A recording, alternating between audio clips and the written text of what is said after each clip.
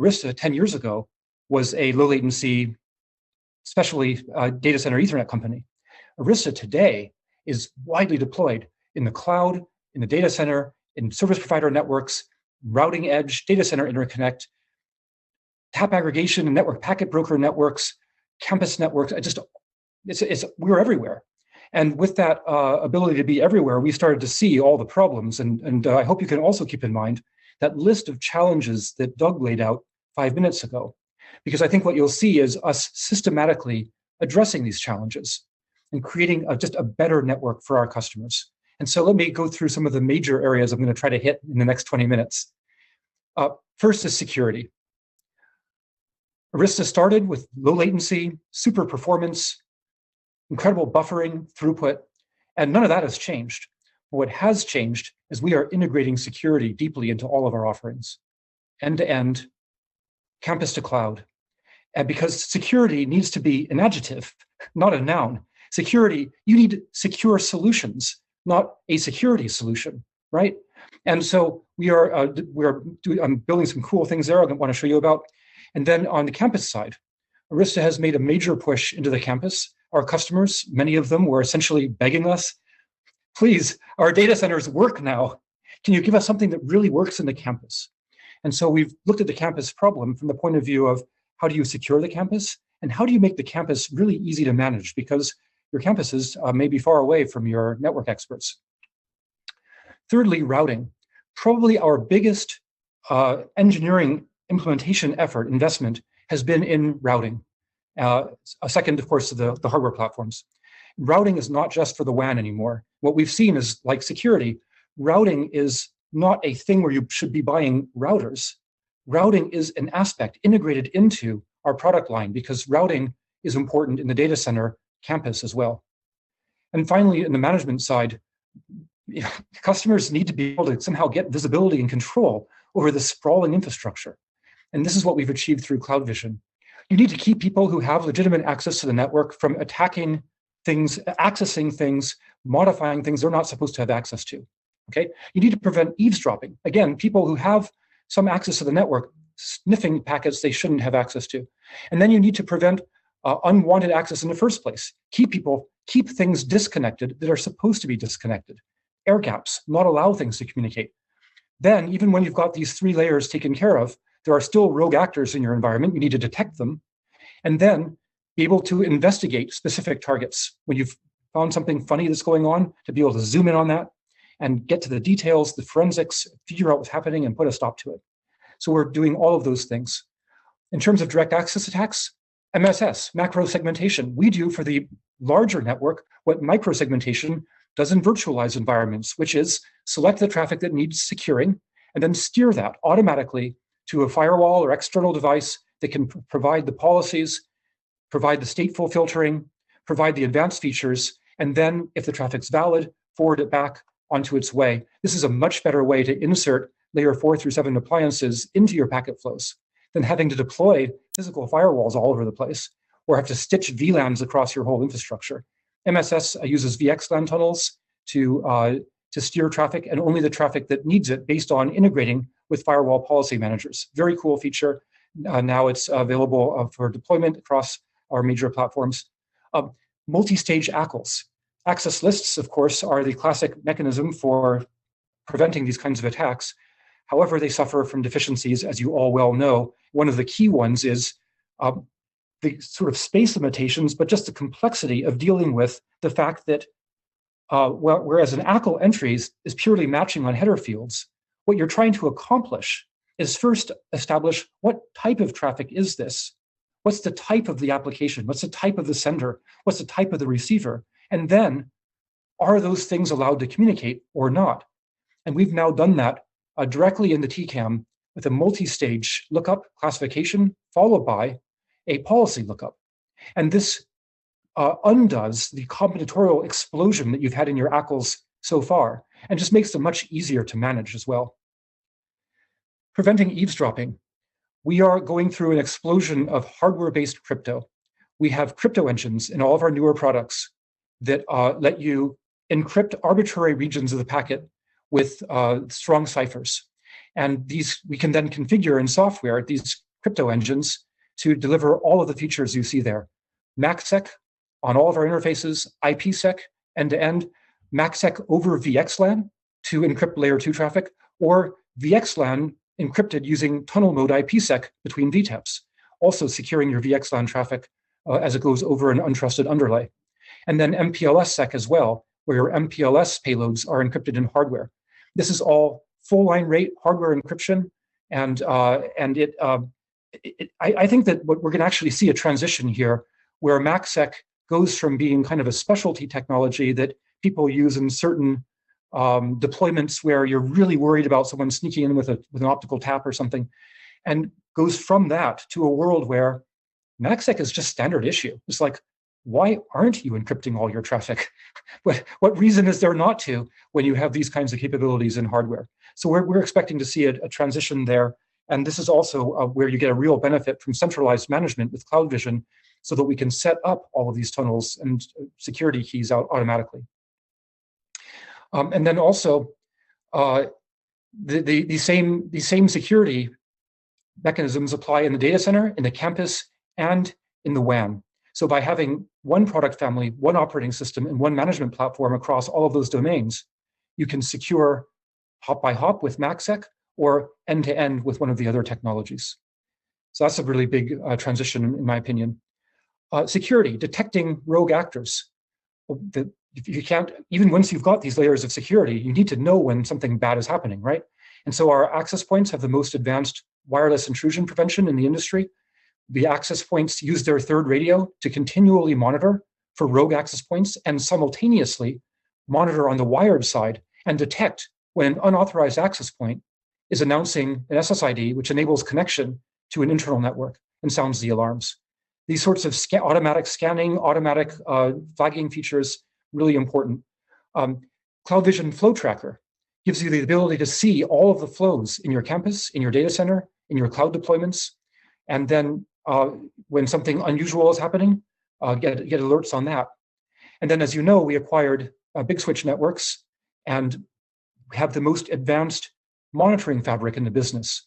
The DANS monitoring fabric collects packets from packet brokers and then distributes them to tools, which can be third-party tools like ExtraHop, or can be tools that we provide, packet recorders, network data analyzers, analytics engines, and this gives you an unprecedented level of visibility into flows through your network. But then, what do you connect all that captured traffic to? And this is where Awake comes in. Once we've captured large amounts of traffic, we can then steer that traffic into Awake's advanced threat analysis and threat monitoring, threat hunting system. So Awake sensors can be deployed on-prem or in the cloud, and the Awake sensors take captured traffic flows and do that first level of analysis, flow reconstruction, TCP reassembly, application identification, and just get that basic profile of what's going on, that tracking of individual clients, that assessment and understanding of what the flows are. And then the key information from that is extracted and sent back to the Awake nucleus. The Awake nucleus has multiple machine learning algorithms running in parallel, so-called ensemble machine learning, that are performing automatic threat hunting, looking for patterns of traffic that we believe are unusual, anomalous, and indications of a threat. Situational awareness, entity IQ, discovers and profiles and tracks all the devices. It figures out which devices behave similarly and which from that set are behaving anomalously. And this is using AI algorithms to automatically fingerprint, group, categorize, and recognize when something's behaving out of profile. And then, as Doug already mentioned, AVA is an expert system that then runs on top of this analytics framework to automate the process of triaging, investigating, and responding to the threats that we detect on the network. So what we've been able to do here is, through our combination of having the same operating system running across all switches in your environment, pulling traffic back into a monitoring fabric, which then connects to a security engine, we can provide that end-to-end coverage for your infrastructure that gives you visibility and alerts and the security of knowing that everything's being watched. Ken, can I ask a question? Yes. I'm sorry, I know you've got a lot to get through. So with this kind of default situation where everything on every link becomes encrypted in the future as a kind of default status, where does that put us with monitoring fabrics if we're taking things from taps in terms of the viability of the traffic we're capturing? Or does it put us in a situation where all of our traffic has to be steered from the devices because it has to have been decrypted first in order to get any value from it? So if I'm getting a MACsec encrypted packet or frame, it's not much use to me, right? Unless I have the key to decrypt it. Yes, that's correct. With all your traffic encrypted, the preferred technique for capturing traffic will not be optical taps, which, by the way, are expensive and kind of fiddly to manage. And it's actually much better to capture traffic in switch software and steer that traffic into tunnels to the analysis, to the monitoring fabric.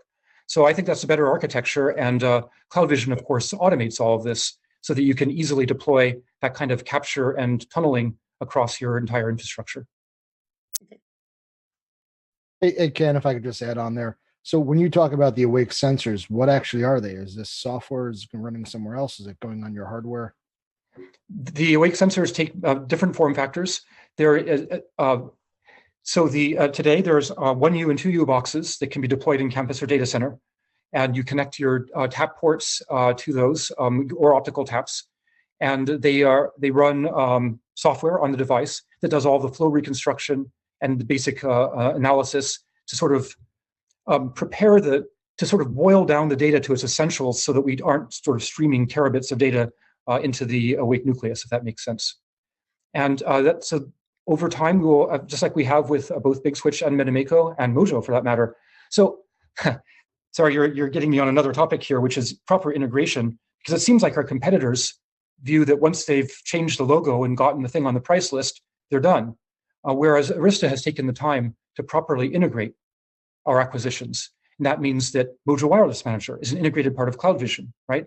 And Metamako low latency switches run EOS software. And in the case of Awake, the acquisition is very new. We're still mapping out exactly what we're doing, but I think you can rest assured that we will be able to integrate the Awake sensor software into our hardware platforms so that you can do the analysis directly on box, and also integrate the Awake nucleus into CloudVision so that it's one integrated solution that you can deploy on-premise or take advantage of our cloud deployments. So moving on to campus, as I mentioned, customers have been anxious to get Arista into the campus to improve the reliability because our switches are the highest quality switches in the industry. And in the campus, we've been able to do some things, I think, that actually really add value beyond just having a campus that actually works. First, unified edge. We have consistent management, consistent operational procedure, the same software across all of our wired devices, supporting your wireless infrastructure. It's the same CloudVision software. It's the same EOS software on the switches. Same binary build that supports the campus as well as your data center, cloud deployments, and wide area network. And that means that your same procedures, same automations work across your whole infrastructure. You get consistent behavior as well. We've also built something called IoT Vision. And IoT Vision integrates what we're getting from the wired and wireless side to make sense of all of the endpoints connecting to your network. And so you can see on the screenshot here, we've classified endpoints into different types of, are they bring your own device? Are they company-owned security camera devices? What type of device is it?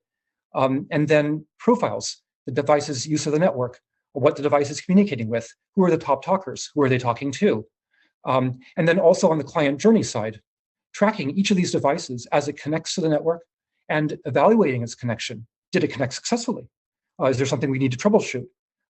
What's the link quality like? Are we seeing excessive packet drop? Are we seeing excessive receive signal interference on the Wi-Fi side?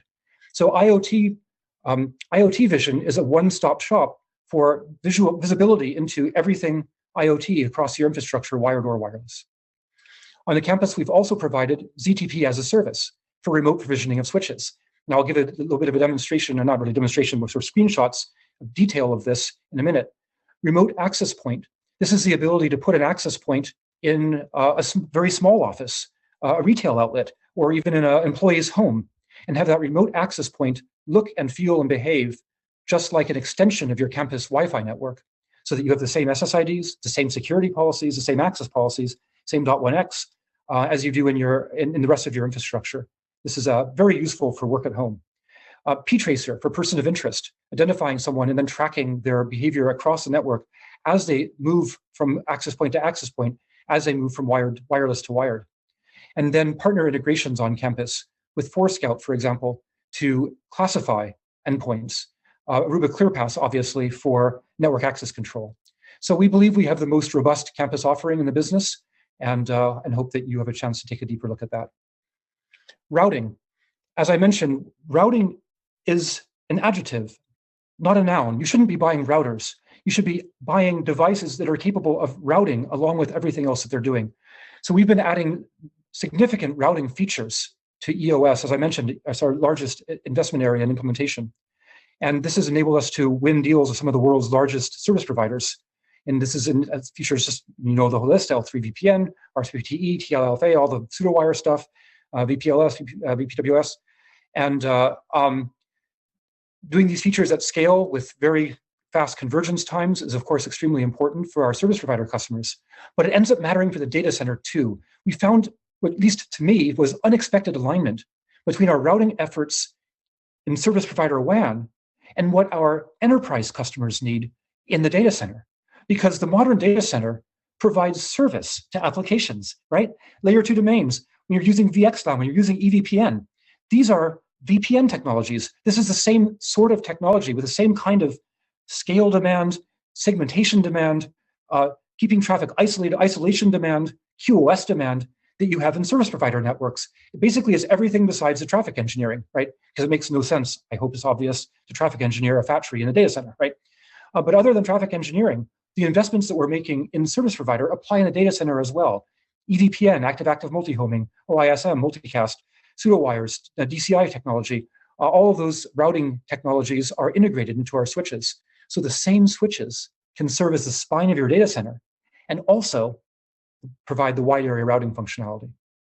So you are saying basically your devices are capable of doing all those L3 VPN, RSVPT, TILFA, and even pet computation elements protocol running, VPWS, and plus EVPN, active-active multi-homing, and all those stuff, right? That's correct. So not only switching, let's say like a VPLS also you mentioned, although I cannot see here, lots of switching layer 2 functionality as well as layer 3 functionality, although it's not, I think, shown here also, but dynamic routing protocols as well. Yes, of course. MPBGP, we have lots of sub-interfaces, very high sub-interface scale, VRF scale, and the hierarchical QoS features. It's a full-featured router as well as a data center switch. And this is at switching pricing, which is very exciting to some of our customers. So, but there are so many functionality on the same box. That's correct. Isn't also that one would cause for, let's say, fate of sharing? Say that again, please.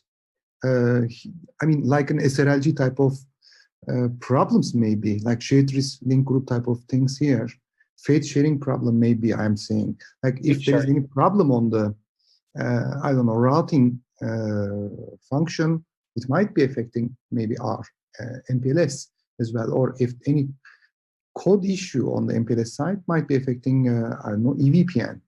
So many functionality on the same box. Is there any noob on the device that I can say, okay, enable this function, but disable this function, etc.? Oh, yes, absolutely. So first, let me say that quality is our #1 priority. Okay, we have a huge automated test bed. We've made an enormous investment in fully autonomous test cases. So we are beating on this stuff. And I believe our quality reputation now, if I've talked to enough customers, we have clearly set ourselves apart in terms of making these things actually work. Okay, but that said, you're right. You add new features, you add new bugs, and we do too. Like, our software is not perfect. And so clearly, when you're engineering and sort of architecting your network, you want to be taking into account isolation zones, blast radius. And so you may choose to put different functions into different boxes just to make sure that you have fault isolation and failure independence between those boxes. I think those are very reasonable network engineering choices to make. And we absolutely do what you just suggested. The fact that you can turn off a feature and then we simply don't run the corresponding agent on the switch at all means that you're not taking risk. The fact that the feature is there but not being used does not increase your risk compared to the feature just not being there at all, right? So we believe we have a robust offering along the lines that you're describing. Okay, thanks. So Kenneth, I have a question for you. Yes. As network engineers, we have all been, we have routers and we have switches. And when we're between data centers, we use routers, right? Okay. How widely adopted is this using switches with a routing function between data centers? How widely adopted is this with real customers today? And in what industries are you seeing this? Oh, we've been tremendously successful with the hyperscale clouds. So they are all using our devices as routers and also on the edges of their data center. It's the same devices, right? So this is deployed at tremendous scale already. On the enterprise side, we've only recently completed the kind of feature sets that the enterprises require, but we are seeing some early adoption of that, and service provider as well.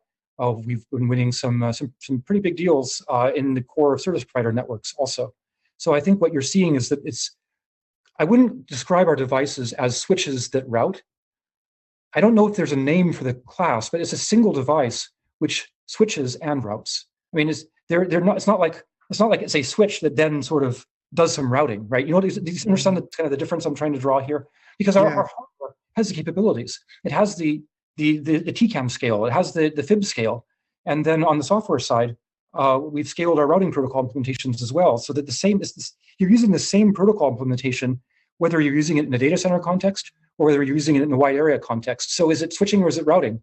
Like this has been, of course, an age-old sort of terminological battle in our industry, but I think we're really taking this to a sort of logical limit where there's one device which you can deploy as a switch, you can deploy it as a router, it runs the same software, it's managed in the same way, regardless of which of those methods that you're using. Agree with that, and the terminology layer 3 switching always very interesting for me, right? Layer 3 switches. So if switch, let's call it layer 2, but obviously our devices layer 2, layer 3 functions combined, and a lot of technologies actually from both sides I am seeing. Same box on not only VPWS, VPLS, EVPN, plus lots of advanced L3 technologies I am seeing there, especially seeing together MPBGP plus PSAP. It's interesting. That computation element protocol there. Okay. Absolutely. So I have a quick question along these same lines, but kind of a different angle, and that is that, from a functionality perspective, the routing switch has been something that's been attainable, but we haven't done because of economics, right? It's not very often that a person needs both the forwarding capability of a switch and the forwarding capability of the router with those features in the same box from a design perspective. And it didn't seem very appealing because we're gonna spend a lot more money per box to have line rate features for both sets of technologies. So my question is, what's different? So what do you guys do? What are you doing differently that makes this economical, that makes this appealing, that makes this something that and also I would like a bend towards your enterprise customers, because it's great to talk about the big clouds, and I know there's tons of money there and there's lots of sales there, but there's only 8 of them. Right. And the people watching this, there's a lot of people who are watching this who run regular networks. Is this something that belongs in an enterprise network as well? Oh, of course. No, the important thing about the hyperscale clouds, they've proven us out at scale, right?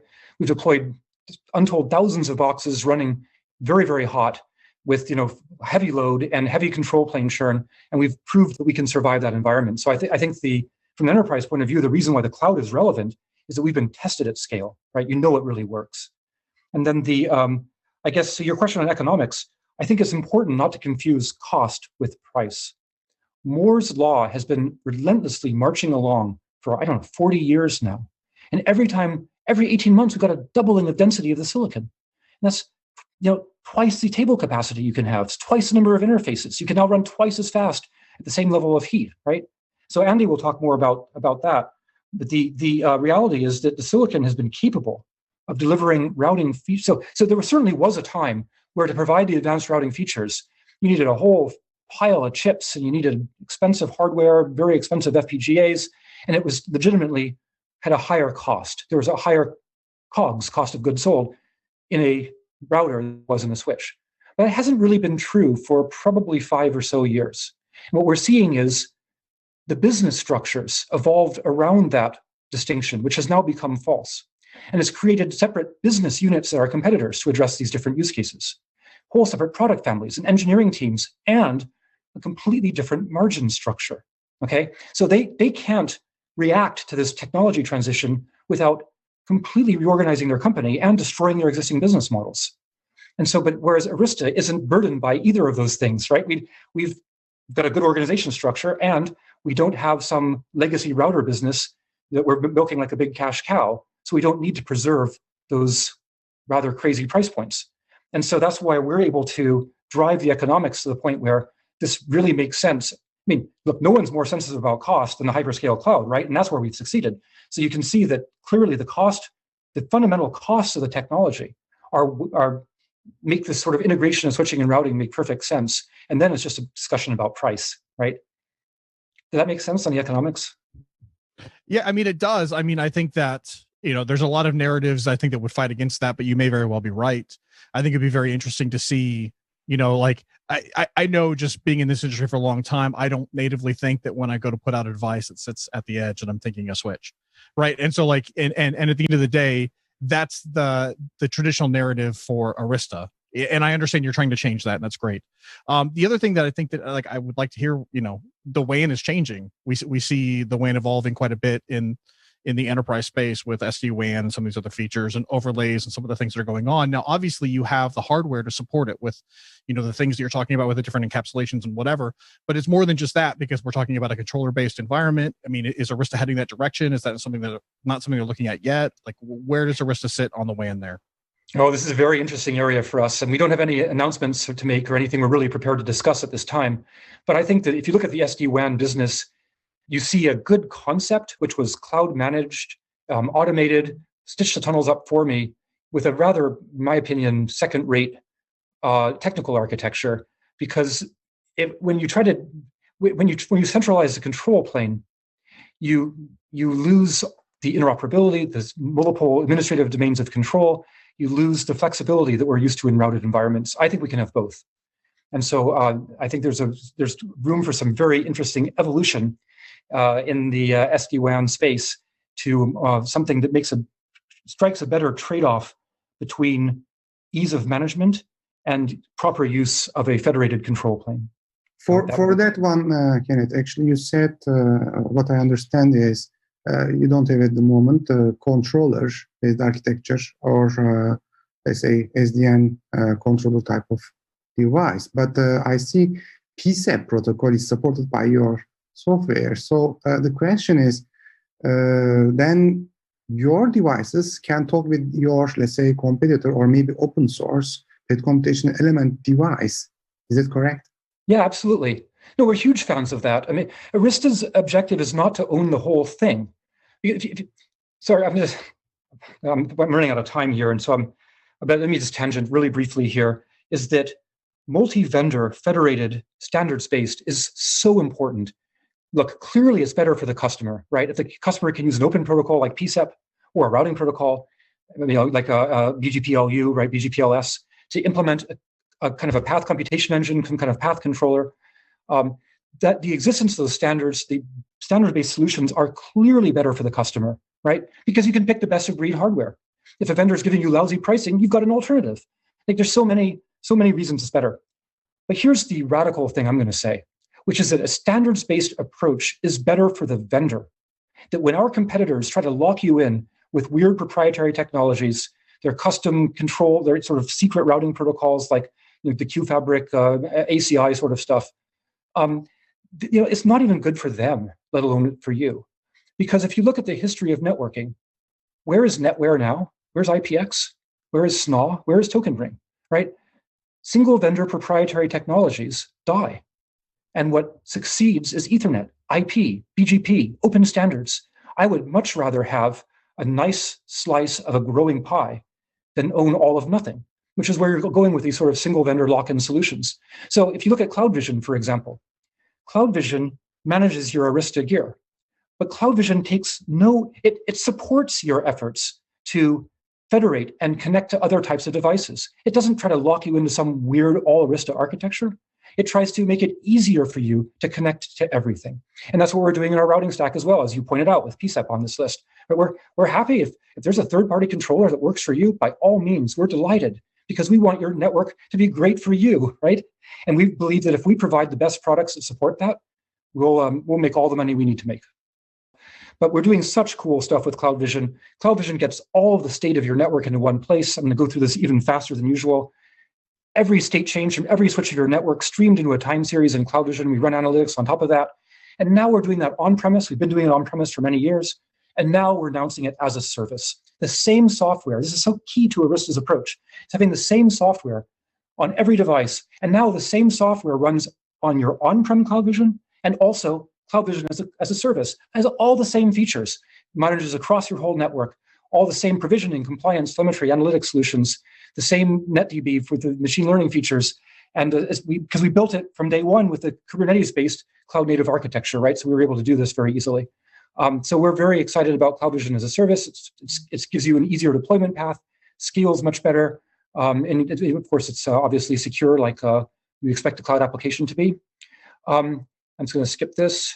And I want to show you one feature, though, I'm really excited about. This goes to automation, because automation is so critical.